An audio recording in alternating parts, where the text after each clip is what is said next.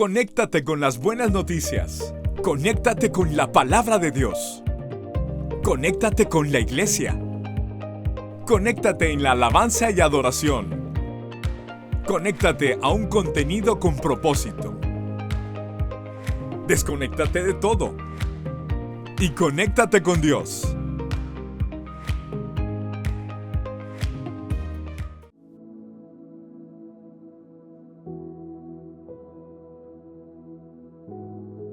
Quiero que vaya conmigo, por favor, a una escritura que quiero que lea en el capítulo número 12 de Hebreos. Hebreos capítulo número 12. Tenemos una serie estos domingos que hemos estado hablando de el autodespojo, la hermosura del autodespojo de Cristo Jesús. Y mientras usted busca ese pasaje, hay una ilustración que hemos traído muy elocuente. La corona de oro está en el suelo y la corona de espinas bañada en sangre está en el trono. Porque esa es la acción que el Señor hizo. Tomó forma de siervo y se hizo obediente hasta la muerte y muerte de cruz. En todo ese autodespojo hay hermosura, hay belleza, hay revelación y entendimiento de toda esa hermosura escondida en esa acción tan linda que el Señor tuvo a favor de nosotros. Y yo quiero que leamos hoy un pasaje, y ya le voy a dar los versículos, y antes de leerlo quiero recordarle que estamos ahora en el tema Cristo y la paternidad de Dios. Cristo y la paternidad de Dios. Porque la paternidad no solo la vino a enseñar Cristo, decíamos, sino que la vino realmente a evidenciar. Vino a traer la revelación del mismo Padre. Es un gran misterio que no vamos a poder comprenderlo aquí ni en la eternidad. Cómo hay una fusión entre la esencia misma. Padre y Hijo son uno, son una esencia indisoluble. Pero como personas, en la acción de personas hay una individualidad en acciones como personas. Pero como esencia son uno, porque hay un solo Dios. A eso se le llama misterio. Por eso es un misterio, porque es algo que no se puede descifrar, comprender.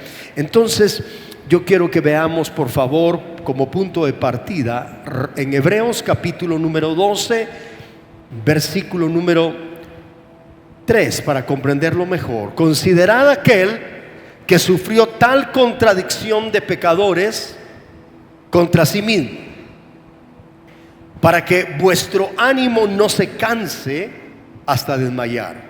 Porque aún no habéis resistido hasta la sangre, combatiendo contra el pecado, y habéis ya olvidado la exhortación que como a hijos se os dirige diciendo. ¿Cuál es la exhortación que se da a hijos? Hijo mío, no menospreciéis la disciplina del Señor, ni desmayes cuando eres reprendido por Él. Porque el Señor al que ama disciplina y azota a todo el que recibe por hijo. Si soportáis la disciplina, Dios os trata como a hijos. Porque ¿qué hijo es aquel a quien el Padre no disciplina? Pero si se os deja sin disciplina, de la cual todos han sido participantes, entonces sois bastardos o ilegítimos y no hijos. Por otra parte, vea el verso 9, qué interesante. Por otra parte, tuvimos a nuestros padres terrenales que nos disciplinaban y los venerábamos. Se traduce los honrábamos, los teníamos en alta estima a los padres terrenales.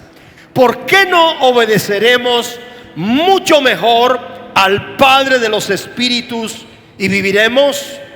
Y aquellos ciertamente por pocos días nos disciplinaban como a ellos les parecía, pero para lo que nos es provechoso, para que participemos de su santidad.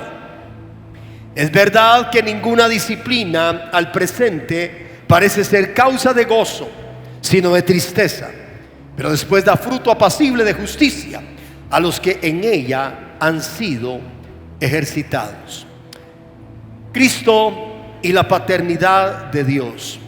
Comentamos la ocasión anterior cómo en el mismo nombre profetizado por Isaías de parte de Dios, capítulo 7 y capítulo 9, estaba encerrada la gran maravillosa esencia del Dios Padre mismo.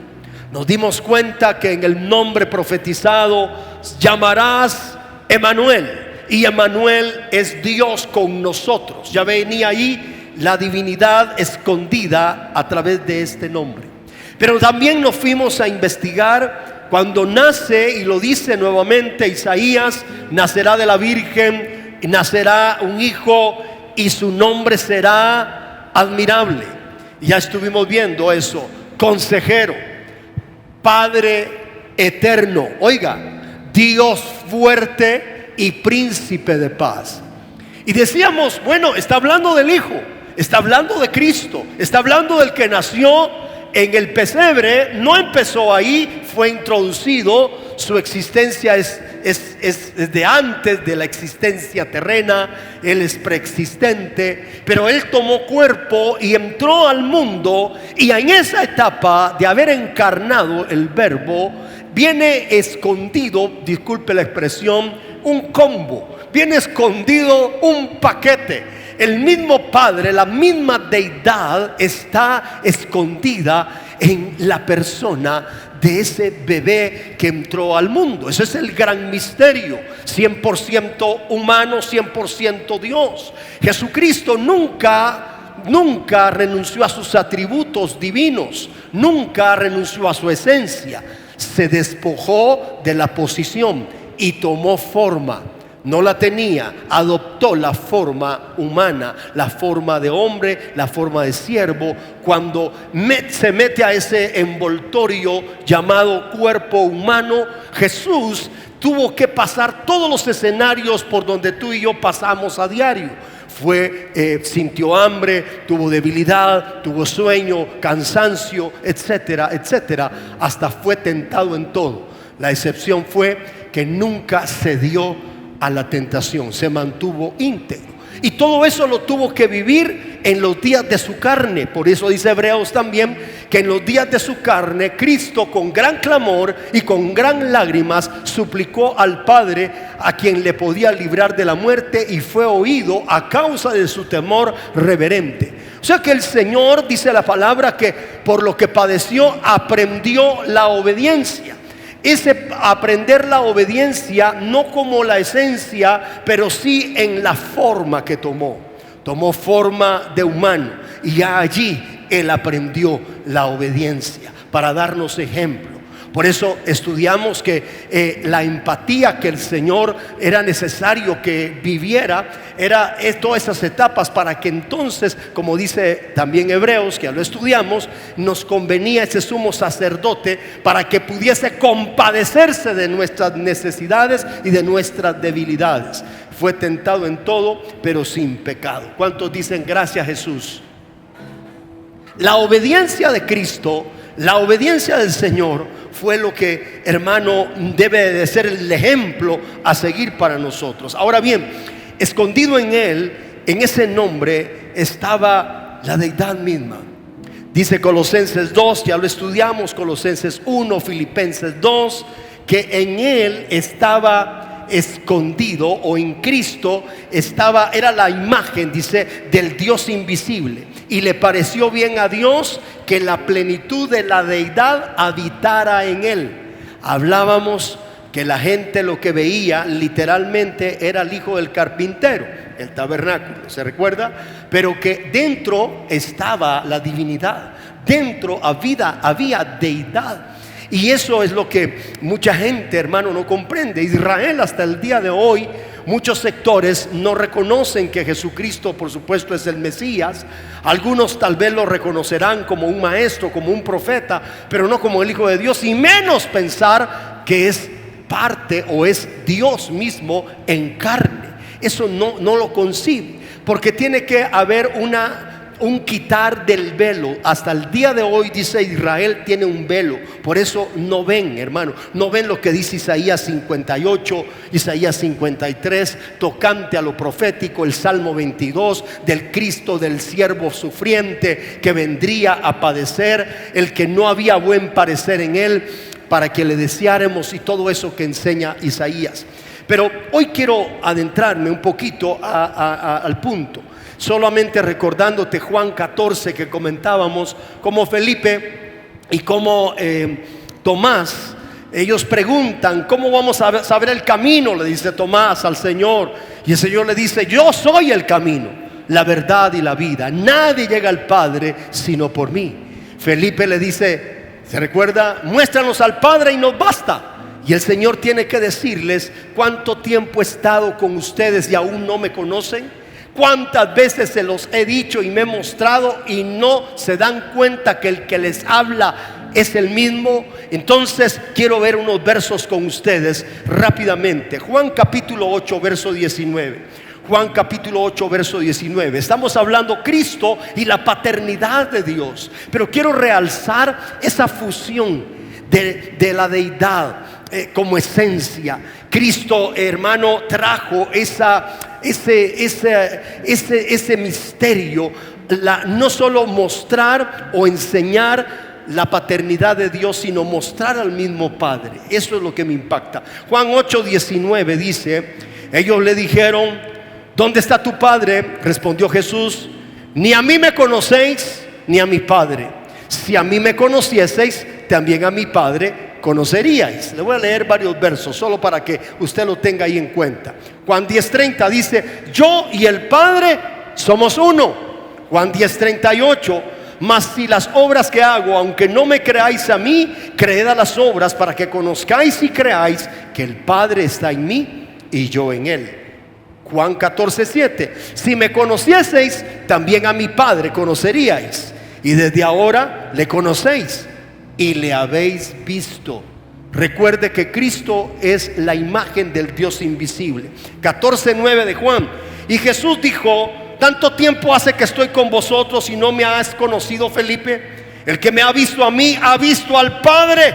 ¿Cómo pues dices tú: muéstranos al Padre? ¿Cuántos dan gloria a Dios por eso, amado? O sea que si usted conoce a Cristo, conoce al Padre. Nadie puede llegar al Padre por sí mismo. Se recuerda a Cornelio, aquel centurión, aquel romano que estaba orando a la hora novena, hacía oraciones, ayunos y también daba limosnas, ayudaba. Dice la Biblia que llegó un ángel y le dijo: mira, tienes que llamar a alguien que te va a mostrar cuál es el camino, porque la puerta que estás tocando, por decirlo así, está cerrada. Él estaba yendo delante del Padre a orar al Dios de Adonai, a Elohim, al Dios de Israel. Y le dijo el ángel: esa puerta se cerró. Se abrió otra, manda a llamar a alguien que te diga cuál es. Y usted sabe, mandaron a llamar a Pedro con una serie de procesos para que hablara con un gentil. Pero le llegó a describir quién era el Mesías, quién era la puerta. Entonces la puerta del Padre directa se cerró, pero se abrió la del Hijo, que es la puerta que nos lleva al Padre. ¿Cuántos ya entraron por la puerta y siguen caminando en ese bendito camino que nos lleva al Padre? Amado, eso es glorioso.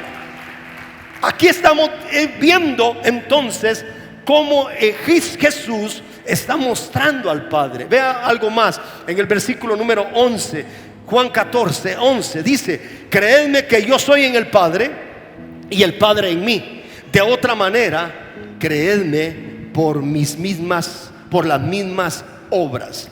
Y Juan 10:30: yo y el Padre somos uno. Ahora bien, ahora aquí hay algo interesante. Jesús no podía pedirse a sí mismo. Él le pedía al Padre para entenderlo. Es una esencia, pero como persona tenía una acción, tenía una función.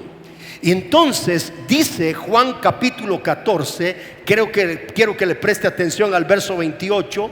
Juan 14:28, porque aquí habla de alguna manera la posición jerárquica del Padre Y Jesús, aunque eran en esencia uno, dice en el verso 28 de Juan 14: habéis oído que yo os he dicho, voy y vengo a vosotros. Si me amaríais, os habríais regocijado. Porque he dicho que voy al Padre, pero préstele atención al último punto del verso 28, porque el Padre mayor es que yo. El Padre mayor es que yo. Entonces el Padre, oiga, ahora quiero ver la faceta de la paternidad.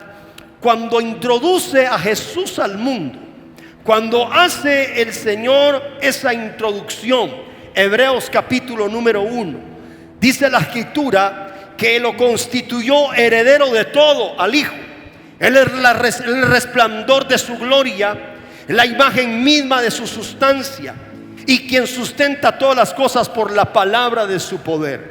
Pero en el capítulo 1 de Hebreos, versículo número 5, oiga cómo el Padre Celestial introduce al Hijo y pone parámetros interesantísimos en el verso número 5. Dice: ¿a cuál de los ángeles Dios dijo jamás, mi hijo eres tú, yo te he engendrado hoy? Y otra vez, quiero que le preste atención a esa frase, y otra vez yo seré a él padre y él me será a mí hijo. Pero el verso 6: y otra vez, préstele atención a esa frase, y otra vez, cuando introduce al primogénito en el mundo, dice: adórenle todos los ángeles de Dios. Oiga por favor, otra vez. Eso significa que había llegado veces anteriores. Eso no lo vamos a hablar hoy. Tendremos tiempo más adelante para hablar las veces anteriores que fue introducido el Hijo y en qué dimensión. No la dimensión humana. Esa vino hasta cuando encarnó allá en el pesebre. Pero vea por favor lo que dice acá. Otra vez, cuando introduce al primogénito en el mundo, dice: adórenle todos los ángeles de Dios. Quiero hacer énfasis en esto. Esta es una honra del Padre y es un reconocimiento a la deidad del Hijo. Adórenle todos los ángeles de Dios. Está exhortando a que otros le den homenaje. En el Salmo capítulo 2 dice: besad al Hijo para que no se encienda su ira en el camino. Una versión dice: honrad al Hijo. La palabra besar y honrar va relacionado a adoración. Entonces el Padre mismo está exhortando a que las criaturas adoren a Jesucristo. Levante la mano todos los que tienen hijos, por favor. Levante la manita. Muy bien. Cuando si su hijo se portase no tan bien, pongámoslo así, para no decir mal, y lo llaman del colegio y le dicen: señor, mire, queremos hablar con usted y vamos a disciplinar a su hijo porque su hijo hizo esto, hizo lo otro, hizo aquello, no cumplió acá, faltó el respeto, por lo tanto lo vamos a disciplinar. Usted tiene dos rutas: o se siente avergonzado, ¿verdad?, por lo que hizo su hijo, o quizás usted, espero que no, trate de justificar las acciones de su hijo. Eso sería la peor inmadurez. Más inmaduro que un niño el que eso hace.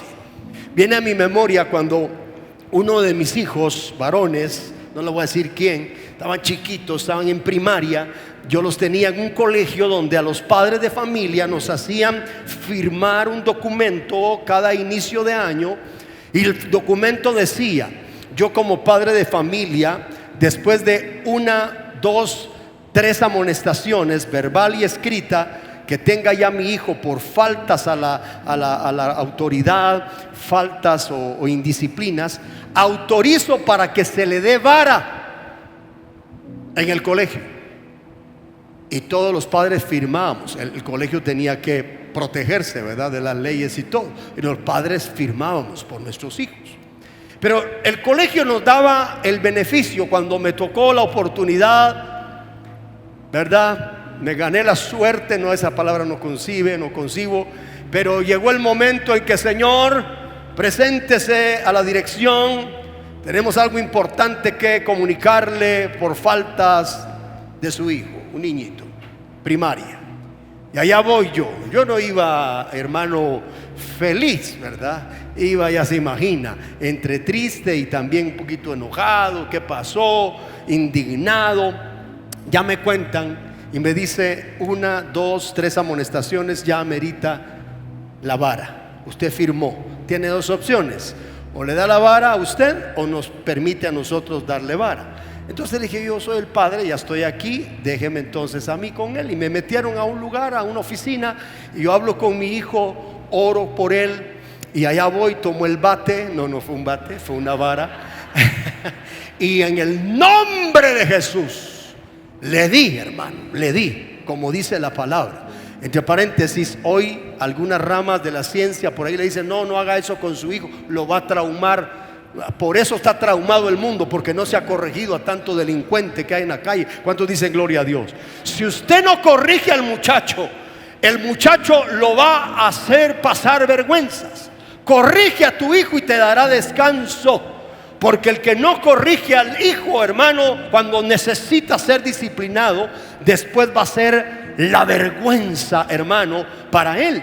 Por eso hay 3 facetas, usted recuerda: hay instrucción, hay corrección y hay castigo. El castigo, la disciplina, la sanción, a nadie le gusta. Pues esa ocasión yo recuerdo que tuve la oportunidad y se la apliqué. Ahora bien, ¿por qué le estoy hablando esto? Porque cuando un hijo falla, es más fácil llamarle la atención. Casi siempre es más fácil decir. Pero ¿qué pasa cuando un hijo le llaman y le dice: padre de familia, queremos decirle que su hijo es acreedor de ser el abanderado y es el número 1 y vamos a premiarlo? ¿Usted cómo se siente? Se siente distinguido, se siente honrado. Pero ¿qué hace a favor de su hijo? ¿Sabe? Hay 2 cosas que Cristo nunca conoció, por supuesto, ni conocerá del Padre Celestial. 2 facetas. No lo va a conocer, no va a conocer la disciplina, ni va a conocer el perdón hacia él. No conoce Cristo la disciplina del Padre a él, porque él nunca desobedeció, siempre fue obediente. Alguien dice gloria a Dios. Nunca sabe lo que es recibir el perdón del Padre, porque nunca pecó, siempre se mantuvo en santidad. Denle un aplauso. Ni disciplina ni perdón Jesús como hijo recibió, porque siempre fue obediente, se mantuvo íntegro, honrando a su padre. Ahora, cuando un hijo está dando fruto, padre, tu responsabilidad y la mía, es el ejemplo que el Padre nos da, es honrar a nuestro hijo y enseñarle a otros que lo honren también. Cuando introduce al hijo a la tierra, el Señor le dice a los ángeles: adórenle, honrenle, besen al hijo. ¿Por qué? Porque alguien les tiene que enseñar. No se me olvida, amado, cuando yo yo le contesto en una ocasión, eso fue un asunto mío, yo estaba en una fila, era alumno de primaria, y estaba el maestro y los muchachos estaban empujando. Vive Dios que yo no empujé a nadie, a mí me empujaron, aunque usted no diga, será. Sí, no, yo no estaba haciendo problema, pero él se dio la vuelta a su anillo y empezó a darle en la cabeza a todos los muchachos que estábamos haciendo fila. Yo voy con mi padre, supervisor de educación media, él no sabía quién era mi padre, y me fui a quejar con mi padre. Y yo le dije, estaba en los básicos, en primero básico, 12, 13 años. Y le dije: papá, pasó esto y esto. ¿Y qué? ¿Cómo les corrigió? Solo se dio vuelta al anillo de graduación y nos vio a todos, y todos amanecimos con un chichón, decimos acá en Guatemala. ¿Y qué cree que hizo papá? Al otro día ahí estaba, hermano, con su traje, se vistió de autoridad, era un supervisor de educación media. Y yo, hermano, mire, cuando él nos dio a todos en la cabeza, todos estábamos así, no queríamos ni ver el rostro. Pero cuando llegó mi papá, yo estaba así, hermano. porque sabía que iba uno a defenderme. Entonces te voy a decir algo: si tú tienes hijos que no son los infractores, tienes un padre para que hoy puedas honrar a nuestro Padre que te defiende, y tú defiendes a tu hijo cuando te está honrando, cuando no está siendo él el infractor. Dele un aplauso a aquel que nos enseña, que nos defiende. Honrad al hijo, besad al hijo. Entonces vea aquí la honra del Padre, y fue tan extraordinaria que en algún momento lo hemos visto de esta manera, que cuando lo introduce, todos recordamos cuando nace. Mire, lea conmigo un pasaje más, 1 Timoteo 5:8, rápidamente. Primera carta de Timoteo, Pablo a Timoteo, capítulo 5, verso 8. Es un pasaje que nos amplía tanto la paternidad, pero quiero que la aplique a la paternidad de Dios para con su Hijo Jesucristo. Porque dice en el versículo número 8 de 1 Timoteo 5: porque si alguno no provee para los suyos, y mayormente para los de su casa. Habla de proveedor. Una característica de un padre es que es proveedor. Y dice: no provee para los suyos, mayormente para los de su casa. Ha negado la fe y es peor que un incrédulo. Ya hemos comentado cuando nace el bebé, introdujo al niño al mundo, hermano. Entonces los ángeles comenzaron a dar hosana en las alturas. Aparecieron millares de ángeles allá con los pastores que velaban el rebaño, y les dieron las buenas nuevas que en la ciudad de David, en Belén, había nacido el Salvador. Se estaba cumpliendo eso. Adórenle todos sus ángeles cuando introduce al Hijo al mundo. Y entonces, oiga ese escenario, ve ahí celebración de ángeles. Hay un astro que llega hasta donde está el bebé Jesús. Hay reyes o sabios del oriente. La Biblia enseña que multitud de dromedarios, dicen las mejores versiones, multitud de camellos llenaron Belén, llenaron Jerusalén y Belén, porque ahí venían estos que traían incienso, mirra y tesoros. No sé por qué la tradición nos habla de 3 reyes y les dicen reyes magos, y nos hablan todavía con sus nombres: Melchor, Gaspar y ¿quién más?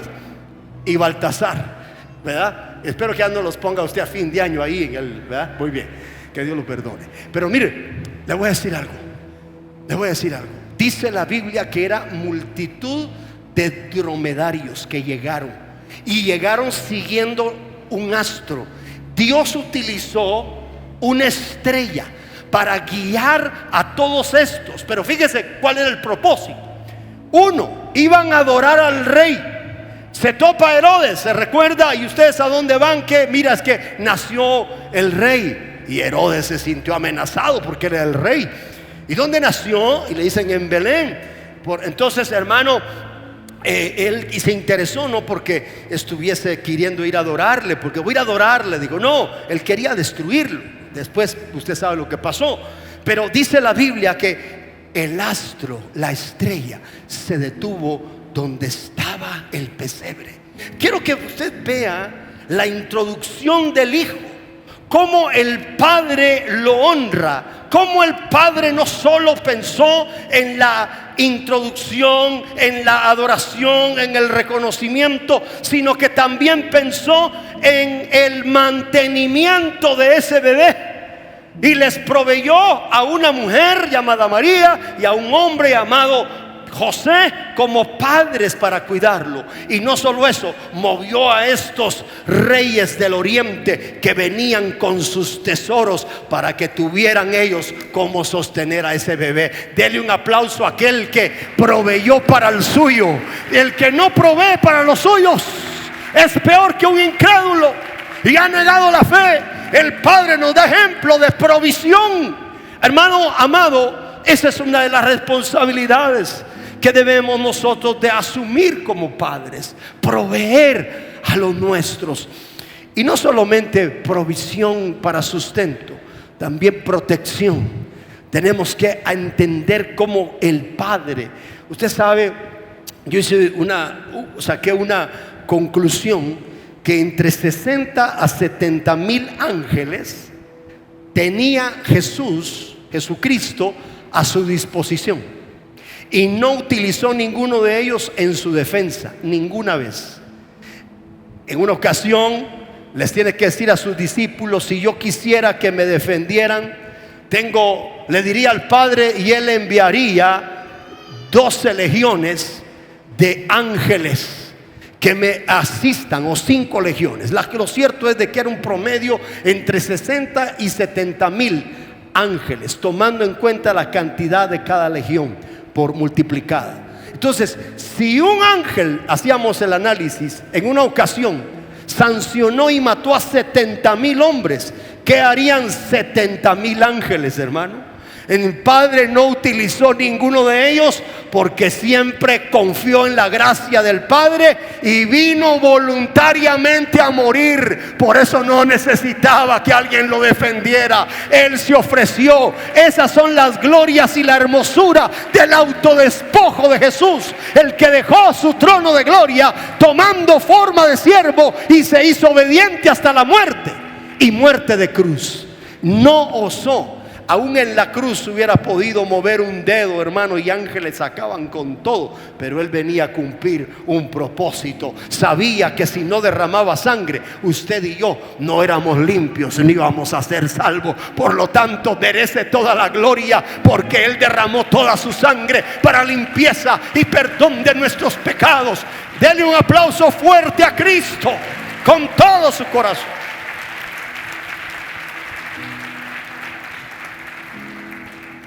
Volviendo a Hebreos, con eso termino, capítulo número 12.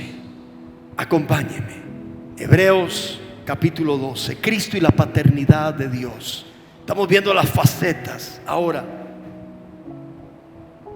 Jesús no vivió lo que es el perdón porque Él nunca infringió, no pecó. Jesús no vivió una disciplina de su Padre porque nunca desobedeció, siempre honró y obedeció. Ahora bien, quizás nosotros, sin el quizás, sí hemos necesitado en algún momento disciplina. La disciplina no es un sinónimo de menosprecio. Cuando papá en algún momento nos corrigió o nos corrigía, tal vez le dijimos: usted a mí no me quiere, usted a mí no me ama. ¿Y por qué decíamos esa frase? Porque no entendíamos cuando venía el castigo, cuando venía la disciplina, porque hicimos algo indebido. Y no lo entendíamos. Lo que sí sentíamos era el dolor, ya sea la limitación de alguna distracción o algún privilegio, nos lo vedaban, o simplemente nos daban vara. Y cuando eso ocurría, en algún momento quizás tú lo pensaste y dijiste: Dios, mi Padre no me quiere, mi Padre no me ama. Cuando lejos de eso era precisamente por amor. Y aquí dice la Escritura, y yo quiero leer algunos versos, verso 5, versículo 5 de Hebreos 12, dice: y habéis ya olvidado la exhortación que como a hijos se os dirige, diciendo: hijo mío, no menospreciéis la disciplina del Señor, ni desmayes cuando eres reprendido por Él, porque el Señor al que ama disciplina y azota a todo el que recibe por hijo. Verso 7: si soportáis la disciplina, Dios os trata como a hijos. ¿Cuándo se da la disciplina y a quién se le da? A un hijo que infringe, a un hijo que ha desobedecido, a un hijo que es el que nos compete corregir. Hemos hablado que nadie corrige al hijo del vecino, nadie. Pero que no se vaya a meter en problemas voluntarios de desobediencia tu muchacho, tu hijo, porque eso te toca a ti. Y si tú no le das disciplina, estás mostrando bastardía, o sea, haciéndolo ilegítimo. Porque el misterio de la disciplina, si podemos usar esa frase, es que garantiza que la disciplina se le da al hijo. Y si se queda sin disciplina, aquí lo dice, entonces dice, verso 8, porque si se os deja sin disciplina, de la cual todos han sido participantes, entonces sois bastardos y no hijos. Deténgase aquí. Mi pastor decía esta frase: lo peor que le puede pasar a un hijo de Dios desobediente es que no le pase nada.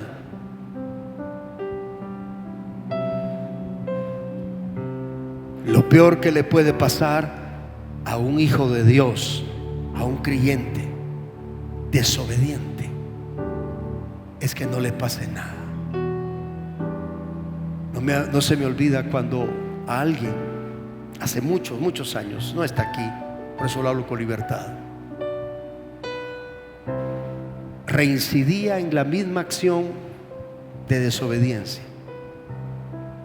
y venía a tratar de contarme con lujo de detalles lo que hacía afuera. Y un momento que yo lo paré y le dije: te tengo que decir algo.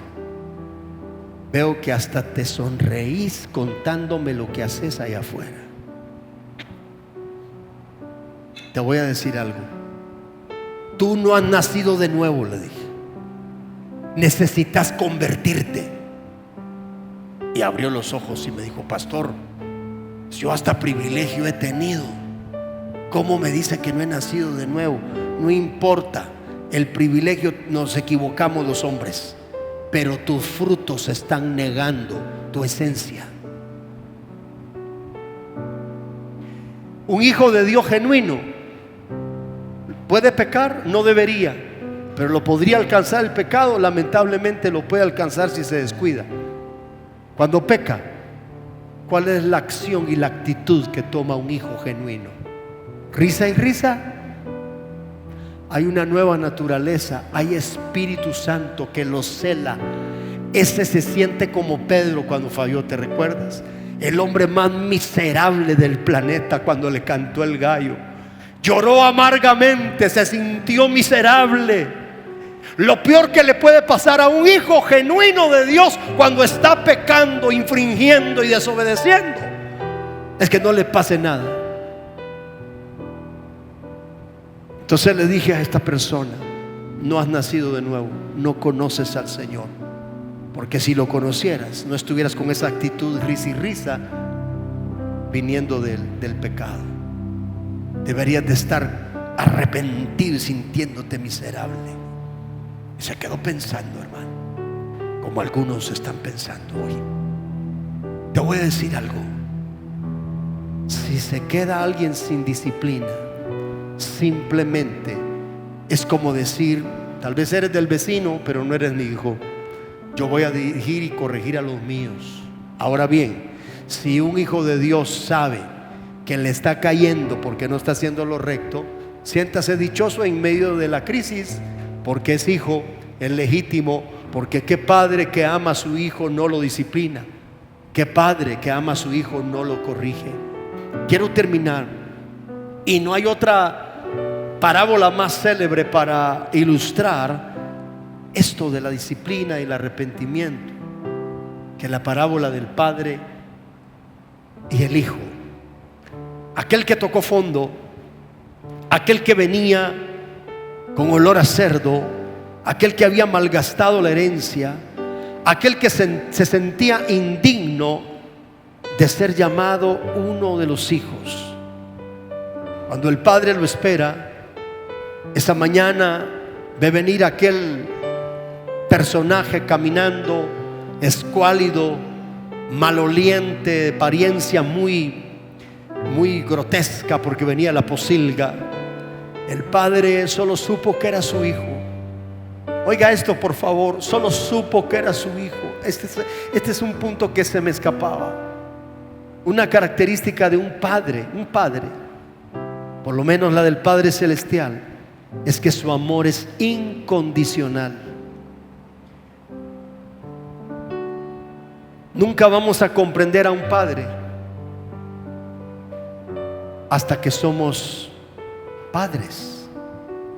Se llega a ser un verdadero hijo o un buen hijo hasta que se es padre, porque entraste al otro lado de la moneda y te vuelves empático con papá. El amor incondicional de un padre es: no importa de dónde venga, a qué huela, qué haya hecho, es mi hijo. Viene a mi memoria una historia que oí, y era una grabación de un hombre condenado a, no sé, a cadena perpetua, 7 asesinatos. Habla con la mamá, es una grabación que circula por las redes. Él está en el reclusorio, la mamá atendiendo la llamada, y la mamá le dice: hijo, ella le dice: hijo lindo, hijo de mi corazón, me duele lo que estás viviendo. Y llora la señora: me duele lo que estás pasando. Sí, mamá, le dije, está bien, me tocan aquí muchos años. Solo te voy a preguntar algo, mamá. ¿Cómo está mi perro?, le dice él. Y la mamá le dice: todo bien, lo estaba atendiendo muy bien al perro, no tengas pena. Me preocupas tú.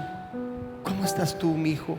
Te quiero mucho. Mire, es conmovedor y dan ganas de llorar oír la voz de esa madre hablando con un delincuente condenado a saber cuántos años después de 7 asesinatos. La enseñanza: un amor incondicional.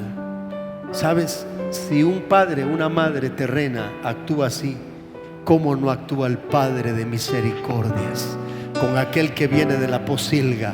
No importa de dónde vengas, no importa a qué huelas, los brazos están abiertos para abrazarte, para perdonarte, para darte una oportunidad de vida. Cierre sus ojos, por favor. Quiero orar. La paternidad de Dios es tan extraordinaria que es incondicional. Tal vez vino hoy alguien que está lejos de los caminos del Señor. Tal vez está alguien aquí o allá en casa necesitado del perdón. ¿No quisieras hoy reconciliar con Cristo? ¿No quisieras hoy reconciliar con el Padre Celestial? ¿Por qué no me das el privilegio de guiarte en la oración de fe para que seas salvo, para que seas perdonado, para que vuelvas de nuevo a empezar? Aquí está el Dios de misericordias, el Padre que tiene sus brazos extendidos. Cuando el Padre estrechó al pródigo, no le importó el olor a cerdo que traía, no le importó lo que había hecho, solo lo estrechó porque lo tenía en sus brazos, lo aprovechó, lo perdonó, lo besó, le cambió la vestidura, le cambió el calzado, hizo fiesta, mató el mejor becerro. Fue algo extraordinario. Y el pródigo dijo: no soy digno de ser llamado uno de tus hijos, hazme como uno de tus jornaleros. Él no quería privilegios, el pródigo solo quería estar cerca de su padre. Hoy te quiero decir que tu Padre no solo te quiere perdonar, te quiere restaurar y te quiere restituir. No me preguntes por qué hace eso Dios, pero Dios es así. Si hay un hombre, una mujer que necesita hoy conocer a Jesucristo o volver al Padre a través de su Hijo Jesucristo y hoy empezar de nuevo, dame el privilegio de guiarte en la oración de fe. Dame la dicha de guiarte en la oración de fe. Aprovechalo hoy, allá arriba, aquí en los laterales, allá en casa. Si estás en casa, escríbeme: quiero reconciliar, quiero recibir a Jesús, quiero pedir perdón. Y si estás en este lugar y el Señor te ha hablado y eres tú el que tiene que reconciliar, tiene que volver a empezar, ¿por qué no me das el privilegio de guiarte en la oración de fe? Conéctate con las buenas noticias. Conéctate con la palabra de Dios. Conéctate con la iglesia. Conéctate en la alabanza y adoración. Conéctate a un contenido con propósito. Desconéctate de todo y conéctate con Dios.